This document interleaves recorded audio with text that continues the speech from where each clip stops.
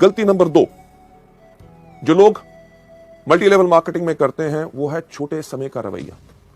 यानी कि इस बिजनेस को छोटा बिजनेस सोचते हैं। अरे क्या 700 रुपए का बिजनेस है, राइट? कहते हैं हाँ मैं तो इसको पार्ट टाइम करूंगा, अरे नौकरी कर रहा हूं उससे तो घर का खर्चा चल रहा है, थोड़ी सी आमदनी आ जाए चलेगा, राइट? हाँ मैं तो इसको हॉबी यानी कि शौक की तरह कर रहा हूं, प्रोडक्ट बेहतरीन है, कोई लोग अगर बीमार आते हैं उनको हम बता देते हैं उनका भला हो जाए।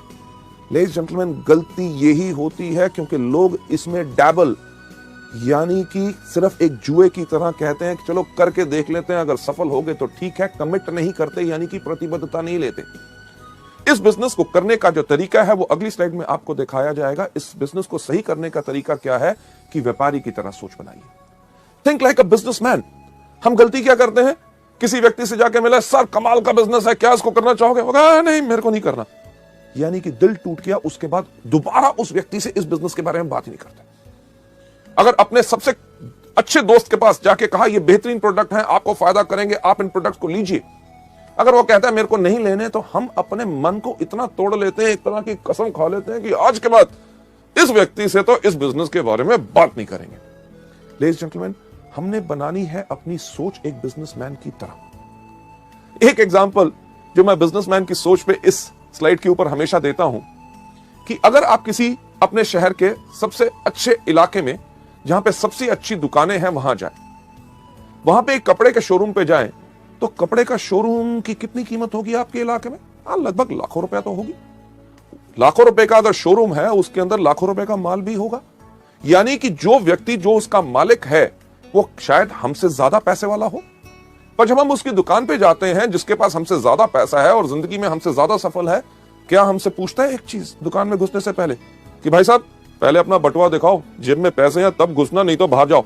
नहीं, वो जितना मर्जी बड़ा आदमी हो वो हमें एक बिजनेसमैन की तरह, क्योंकि वो व्यापारी है, व्यापारी की उसकी सोच है, हमें नमस्कार करके कहता है आइए साहब आपको क्या चाहिए।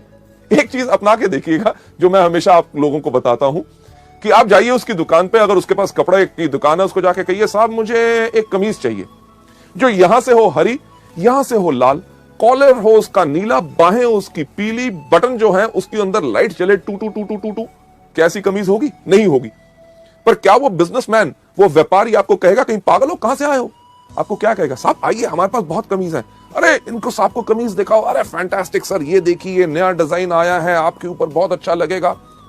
आप कमीज को देखेंगे, जो आपको पसंद आएगी उसको उठा के इधर उधर घुमा के जब देखेंगे, आप देख क्या रहे होते हैं? सही कहा, उसका दाम।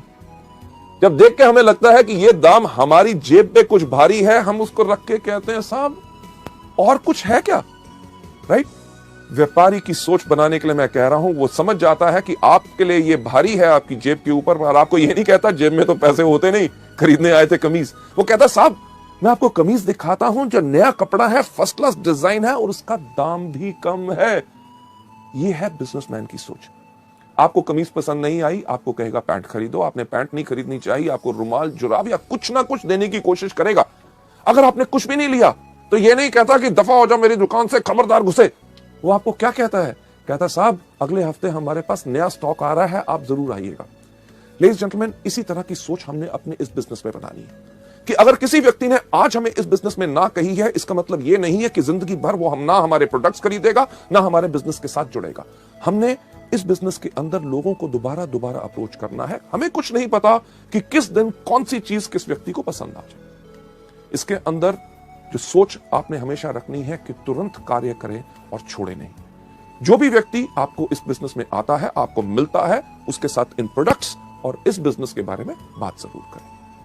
आगे बढ़ते हुए एक चीज के ऊपर विश्वास रखें कि बड़ा बनने के लिए आपको बड़ा सोचना होगा। मैं हमेशा कहता हूं, फिर से दोहराना चाहूंगा कि अगर बड़ा बनना चाहते हो तो बड़ा सोचो।